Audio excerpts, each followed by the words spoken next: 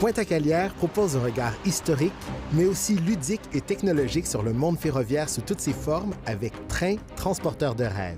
Le rêve du train comme jouet, comme objet de collection, comme objet pour les créateurs dans leurs films ou dans la littérature, puis aussi comme agent de développement. Plus de 1000 objets nous permettent de constater le rôle crucial du train dans la création du pays.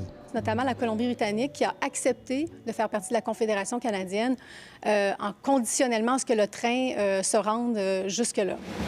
À l'époque où Montréal était la métropole du Canada, la ville a été façonnée par l'industrie ferroviaire. Dans le développement de Montréal, il va être crucial.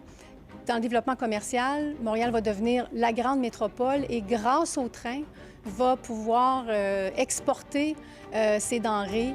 C'est aussi au train qu'on doit la naissance du tourisme au pays et même la création de CBC Radio-Canada. Chaque grande compagnie canadienne, on parle du CN, on parle du CP, va développer autour du train, donc de grands hôtels qui vont être des stations où les visiteurs vont pouvoir s'arrêter et passer quelques jours avant de retourner dans le train et de poursuivre leur route. C'est aussi l'initiateur de divertissement de la radio, donc de la naissance de Radio-Canada, puisqu'à l'intérieur des trains, les propriétaires vont se demander comment on peut faire pour divertir notre public. Ils vont donc créer leur propre radio.